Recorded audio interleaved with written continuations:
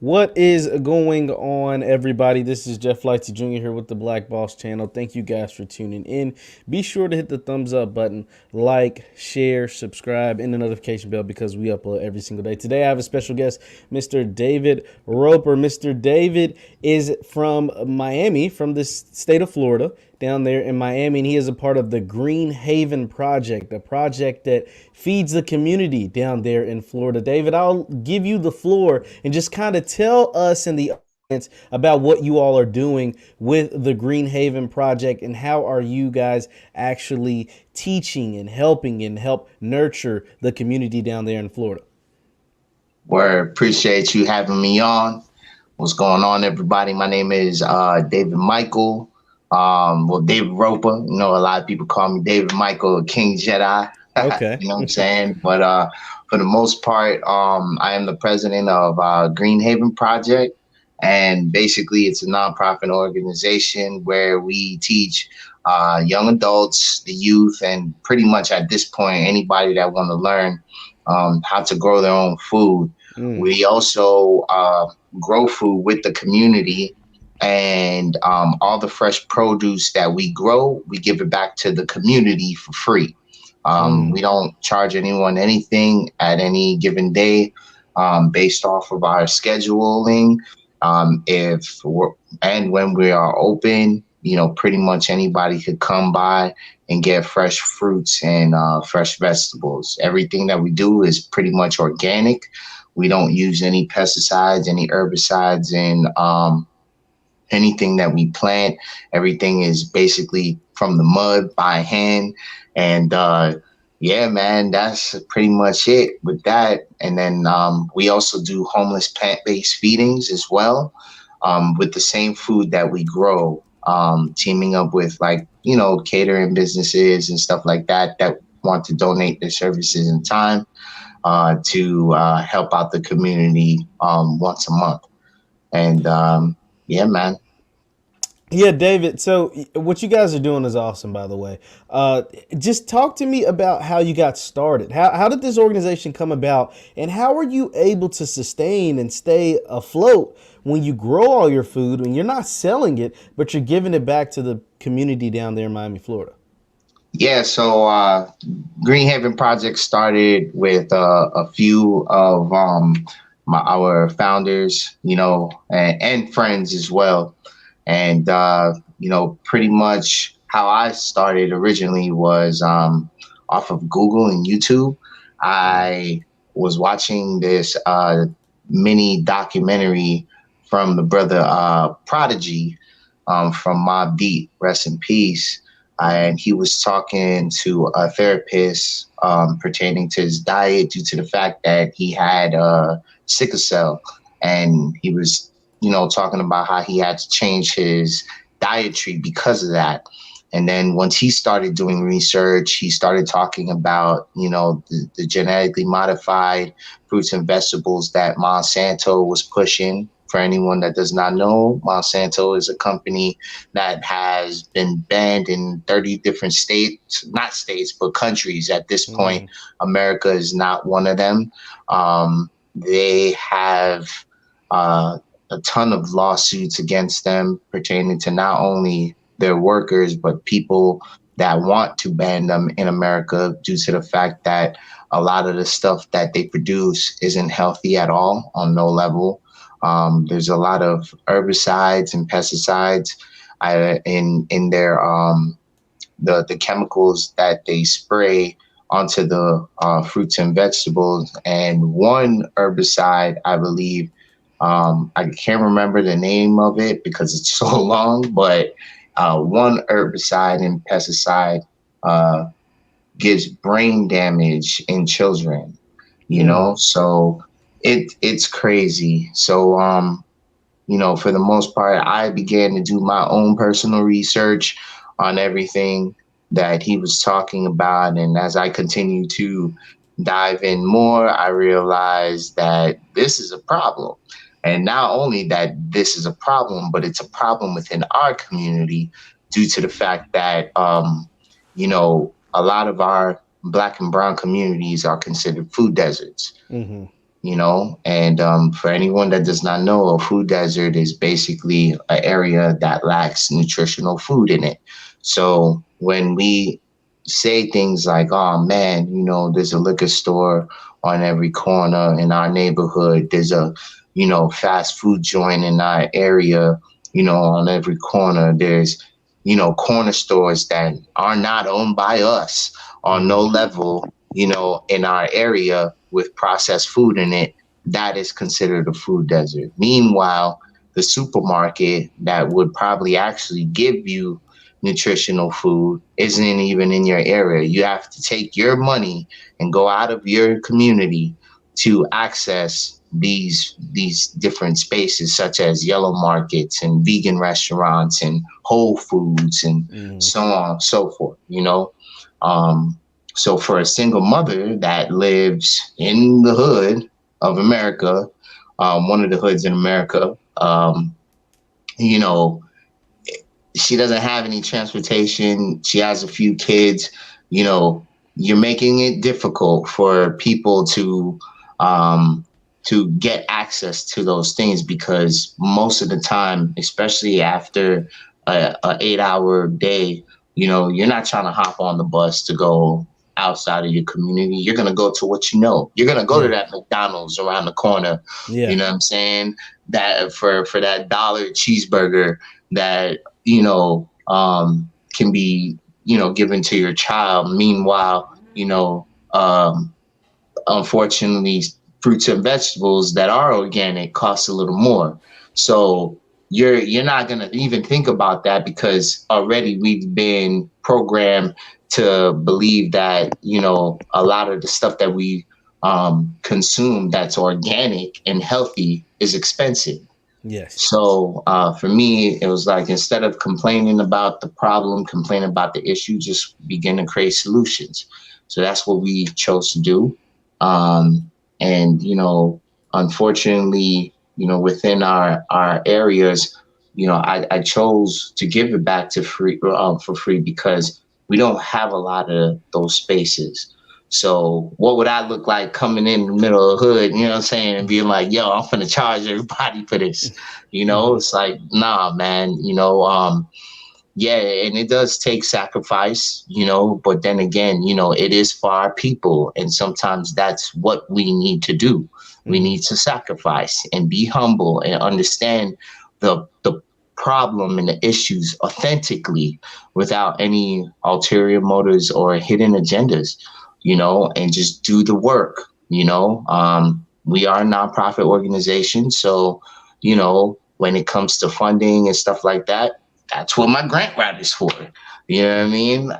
And there's plenty of grants for that. And, we also do accept donations and so on and so forth. But for the most part, you know, if you have everything in order and you have everything in place and you manage the money properly, you can get a lot of stuff done, Mm-hmm. and that's what, my main mission is as well, to show that hey, this can be done within our own communities without any effort, as long as you know what you're doing, and you have that knowledge. And That's awesome. That's awesome, David. Once again, I'm talking to David Michael of the Greenhaven Project. Be sure to the thumbs up button, like, share, subscribe. Now, David, what you guys are doing is awesome because I live in the city of Louisville, Kentucky, and down in the west end of Louisville, where I grew up, where I'm from, it is a food desert, right? You have one store, right? One store for like a 20 block radius, right? And then, or maybe, maybe a 40 block radius. I don't know. It's for miles on end in the west of Louisville. But you got a Taco Bell on every corner. You got a McDonald's on every corner. You got a Dollar General or whatever. But I understand exactly what you're saying about those food deserts because there aren't many options. There's no Whole Foods in the hood. There's no vegan restaurants. There's no, alternative to the fast food lifestyle, to the processed food lifestyle, and things like that. And that, quite frankly, is killing our people, man. That's I, killing ours worse than you know what I'm saying, than the deadly virus. I'm not gonna say, but it's killing us way worse than that.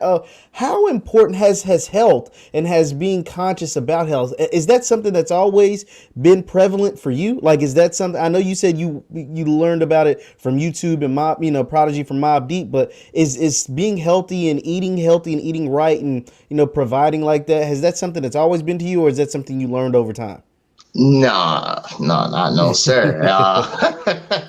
You had to, it took a lot of, deprogramming, if that Mm, makes sense, okay. and reprogramming the mind to understand that there's a lot of things that have plagued our community for a long time.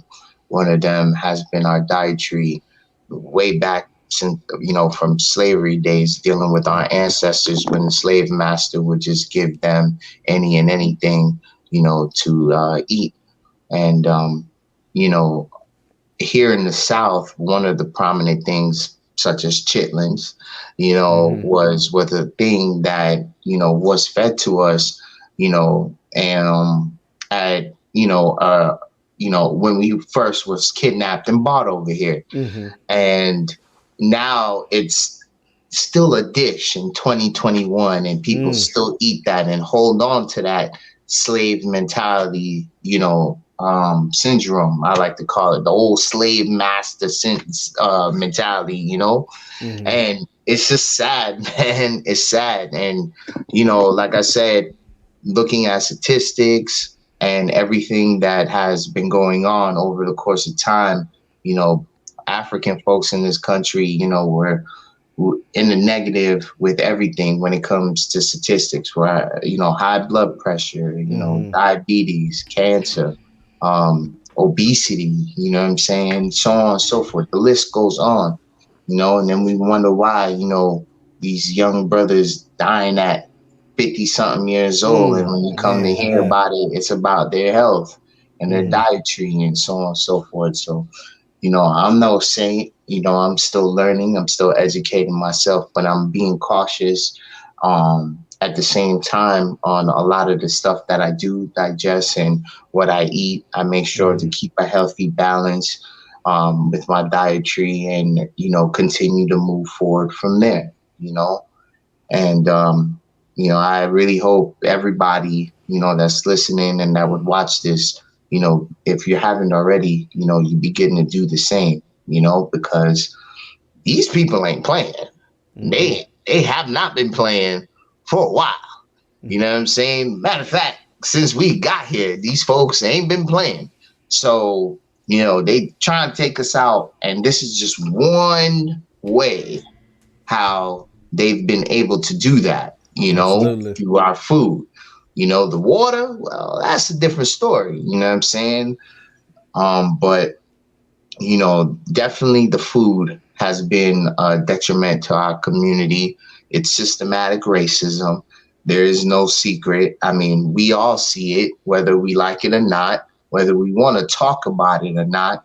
There is a large gap within society when it comes to the segregation of not only our communities, but what's in our communities, Yes. and when it comes to the food, once again, this is a major issue, and then we wonder why, you know, our children grow up and have all these mental issues and so on and so forth or behavioral issues when they go into school. If, you know, they eating a bag of hot Cheetos in the morning time, you Mm-hmm. know what I'm saying? Or when they're being fed, foolishness before they go to bed, or just throughout the day, because man, it's just man, it's so much. It is. It's It it's is. ridiculous, Now, man. now, David, what I want to ask you once again, I'm talking to David Michael of the Green Haven Project down there in Miami, Florida. He has the project, the Green Haven Project has basically they grow food and they feed the community for free.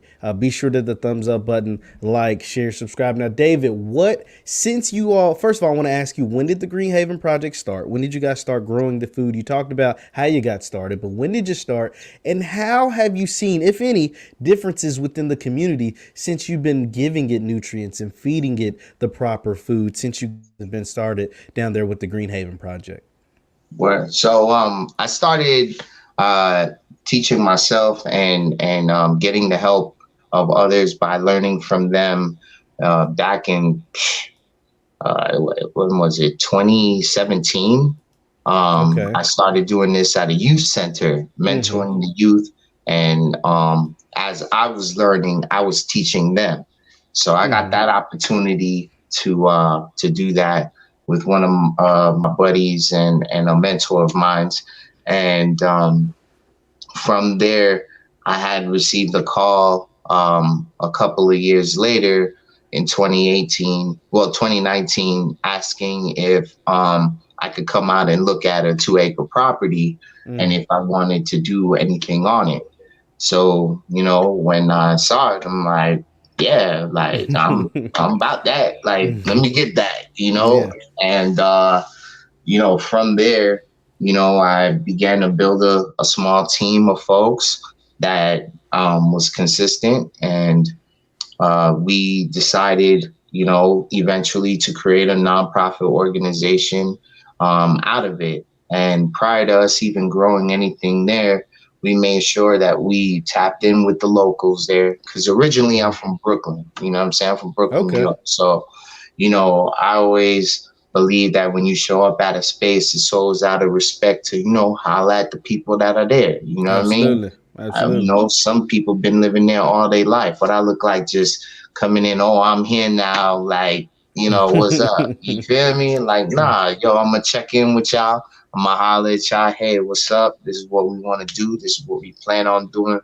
You know what I'm saying? What y'all want to see growing here? Mm-hmm. This is y'all area. When I leave from here, they still gotta be there, Mm-hmm. So we asked, they gave us a list, and whatever was in season, that's what we began working on, and we've been doing this work, of course, prior to, the situation that took place last year, Mm-hmm. and how that affected our work wasn't really major. It was more of an eye opening for a lot of people. So it brought more attention to what we were doing within the Mm. neighborhood. People started asking us questions about some of the herbs that we are producing still. And, people began to become more interested in what we were doing. Of course, we had more people showing up, coming to get stuff as far as, fruits and vegetables. We have containers where we store not only, canned goods, but, hygiene, clothing, sneakers, Mm. water, a little bit of everything. And, we had all kind of people coming to us, from people that were houseless to people that were living in homes, but they didn't have anything, due to the fact of job loss, or, all of a sudden, their hours are getting cut short. So more people became more receptive to, what we were telling them and what we were teaching them. More of the youth began to come out, and wanted to be more interested in, doing the farming thing, and for me, I always believe that, if you want to reach the youth, you just got to make it look cool. You feel me? Oh yeah. You know what I'm saying? Mm-hmm. You got to make it look like, hip. You feel me? Like, this is the cool thing to do. So they see me grilled up and, you know what I'm saying? Like, Yeah. "Huh, what's happening?" You know what I mean? And it's just like, like what? Like Yeah. you doing Yeah. this? It's like, yeah, bro. Like this is it right here. And then you break it down to them where it's like, yo, you could take this knowledge and go anywhere with it, and you'll be good. You know what I'm saying? You don't gotta rely on, this man. You know what I'm saying? To feed you. You could feed yourself. You know what I'm saying? And not only yourself, but your friends, your family. You know, people that you love and care about, because that's where it's at, you know. And I tell folks all the time, yeah, a lot of people think, oh, revolution is, what I'm saying, guns up and, rushing something. It's like, nah, bro, like you're missing a few details, Hmm. because in the end, you could have 101 soldiers all day. Y'all could be armed to the teeth, but guess what? When that war over and that energy is drained and they hungry. Now what? Like who's doing what? Who's cooking? Who's hunting? You know? So it's we have to start thinking of as a whole the reality of the conditions that we are actively in. We have to Mm. start thinking about who we are as a people and what and how we are viewed, what I'm saying, and what our views are, internally and outwardly, because, there's a lot of things happening in the world. Meanwhile, you got people all across the nation doing a goddamn crate challenge, so I don't know, bro. I mean, it's just messed up. But you build with the ones that choose to build, and you build with the ones that see what's happening. Absolutely. So Absolutely. You can't save everybody. I mean, that's the right, thing, and I get it. But the ones that are coming out and are being a part of the Green Haven Project, that are taking the advice that you're giving them, that letting that are listening to what you're saying when you talk about feeding yourself. I mean, at the end of the day, you can have all the money in the world, all the power in the world, but if you're not healthy, that means nothing, right? Like right. if you're not Health is healthy wealth. and you're not there to see it through, to be with your family, to be able to, what I mean, run a mile. Like you said, we see all of these famous people who are rich, who are famous, supposed to have all this money, dropping dead before their 55th birthday, dropping dead before their 60th birthday. And last I checked, being 60 years old is not very old, right? Like, I Right. don't think, men should be dying, black men should be passing away, dying before they turn 50, dying before they turn 60. I mean, that's insane, but we see it every single day. Once again, I'm talking to David Michael of the Green Haven Project down in Miami, Florida. They're feeding the community literally for free. Now, David, this thing is so cool. So with those 2 acres that you spoke about with the property, what are some of the things that you all are growing? Depend. I mean, does it depend on the season? And if I'm someone at home that may have some land or may have a few extra dollars, and I want to get started on growing something, how do I get into that? If I ask you that, what steps do I need to take to make that happen?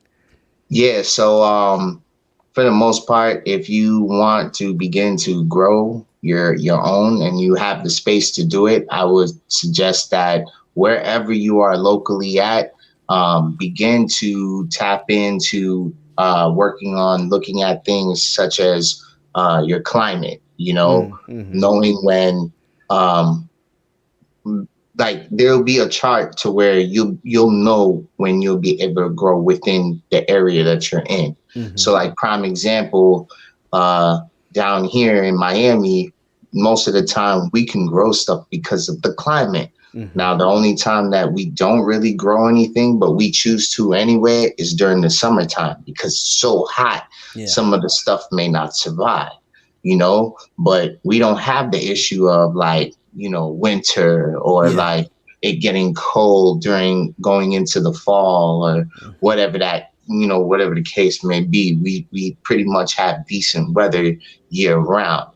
It's either it's hot or it's hotter, so, Yeah. so for the most part, I would say, just build off of that and then see what kind of fruits and vegetables you can grow within that climate because everywhere is different, you Mm-hmm. know. Um, the same stuff that could grow down here might not be able to grow in Atlanta, and Mm-hmm. then vice versa, you know. So it's all really depending on where you're at, unless you go the route of maybe creating a hydroponic system, you know, as far as, you know, doing it indoors. But that may take a little bit more money because you have to create the atmosphere in Mm-hmm. order to grow whatever you're trying to grow.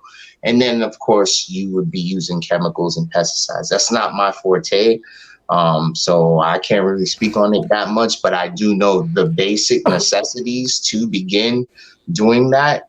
You know, it's going to cost you a little bit of money to do that. And if you do want to go the organic way, I would suggest that you don't do that. You just wait until you're able to grow whatever you could grow within your area. But down Absolutely. here, for the most part, we've like as of right now and what we've had in the past, we had watermelons, cucumbers, what basil, oregano, eggplant, okra, sorrel, what else? What else? What else? Bananas, pigeon peas, Wow. peppers, carrots, onions, sweet potatoes, Seminole squash, um, cherry tomatoes, collard greens, kale, dinosaur kale, African blueberry basil, callaloo, spinach. Wow. What else? Man, bananas. I don't know if I said banana, star fruit, passion fruit, seed, You um, guys just do it all. moringa. You guys are Yeah, doing it all, man. You guys are yeah. doing it all. You guys are killing it down there at the Green Haven Project. You said something really interesting earlier. Once again, I'm talking to David Michael of the Green Haven Project. Be sure to hit the thumbs up button, like, share, subscribe. You said something earlier, and I find it very true. And you're not the first person I heard say this. Dr. Charles Cole, who comes on this program sometimes, he talked about if you want, the youth to be into something, you got to make it look cool. And it's crazy. It's ironic because Dr. Cole also wears a grill and he's a doctor, right? Like he's really into education. And he talks about, he's like, yo, I wear grills, I wear Jordans, you know what I mean? Like I do, like I dress like how you would dress. I just happen to have a doctor and I love education. I also love to read books, right? And I also love to do this. Yeah, you do all those same things. You just also happen to be, growing food and can actually like grow your own food and don't have to go to a supermarket, right? You don't have to go to your oppressor or whoever to feed you, right? What like why is that so important? Why is it that you find it that, hey, it makes it more relatable to the youth if you kind of almost look like them and let them know, like, hey, I come from the same person you come from, but I also happen to do this. Why is that so important, would you say? Well, I say this first, because I am where they come from. That's Mm, first and foremost. You know what I'm saying? Because a lot of times, people would see you and would automatically think, "Oh man, you're not in it." It's a stereotype.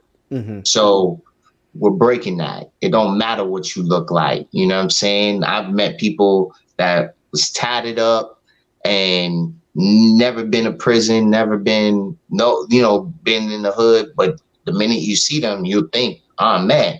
And then it's like, yo, this kid's a fucking, this kid's a nerd. You know what I'm saying?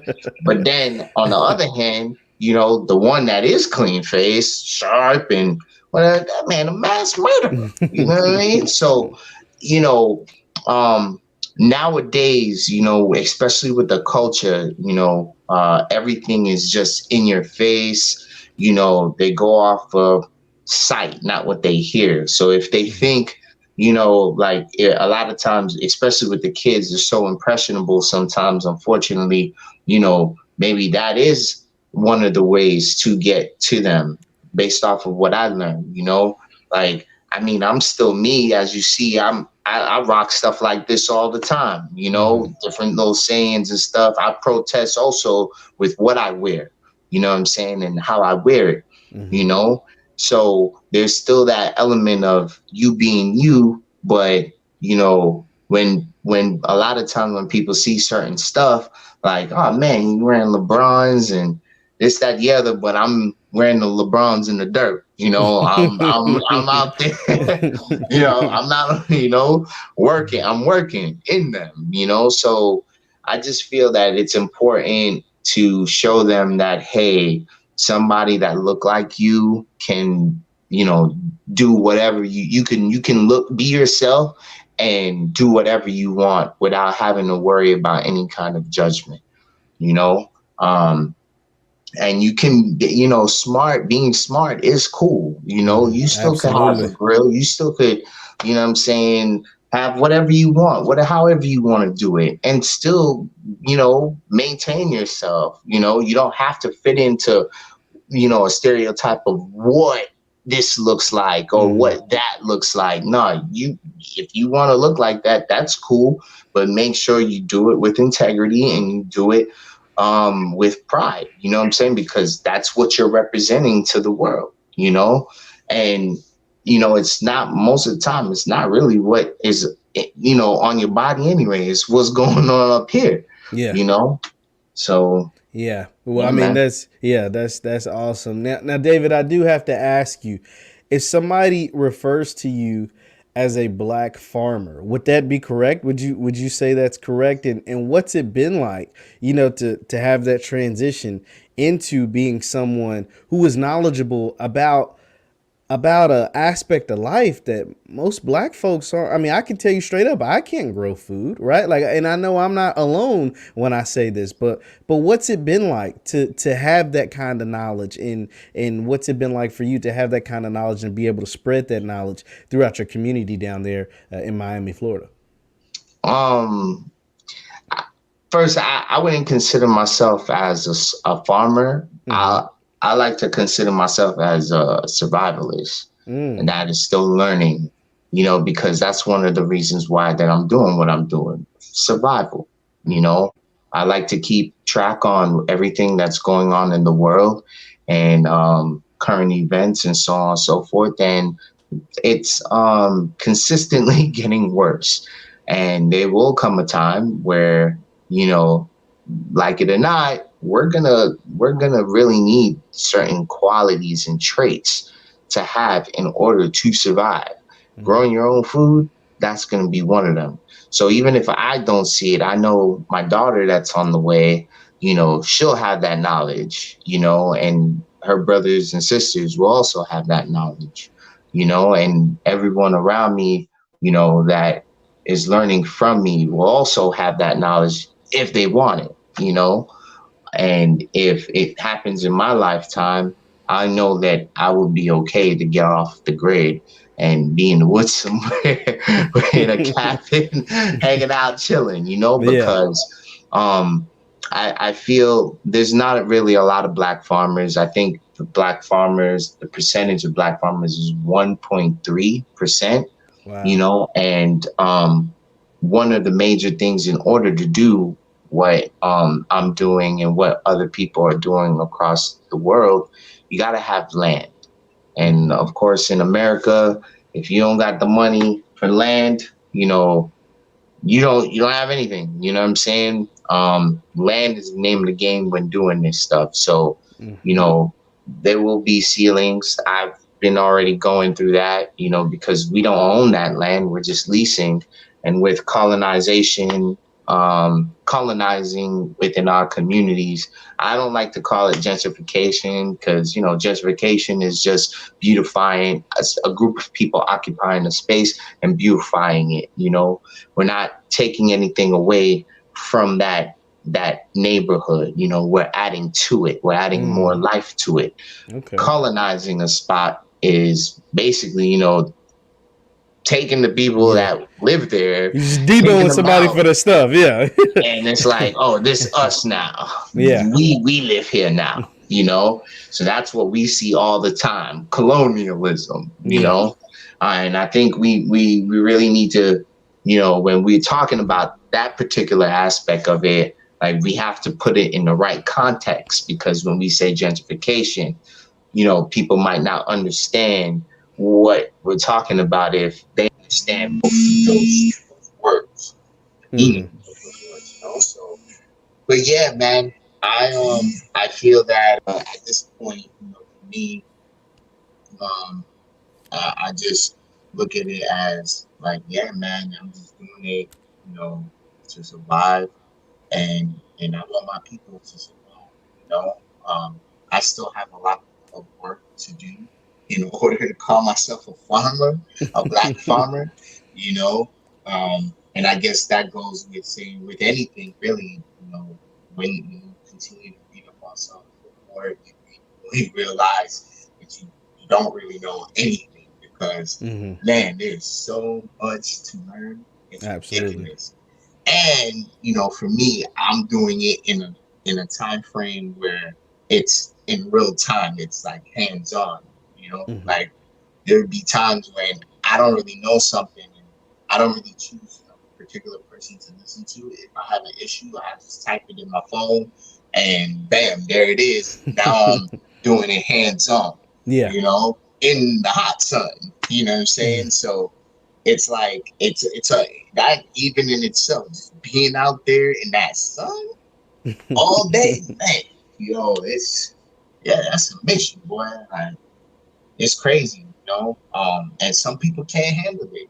We haven't got like thank God we haven't had folks pass out, or get, heat stroke or whatever. But, you know, I understand a lot of people can't handle that sun. And it took me a while to, build the endurance to be out there, to teach myself, on my own how to farm. And like I said, I still got a long way to go. So, for me, until I master it, you know what I'm saying, then I'll be like, yeah, I'm a black farmer. For now, it's like, nah, survivalist. I'm just Yeah. doing this so I can learn how to, learn the trade. So I'll be on point if God forbid anything happens.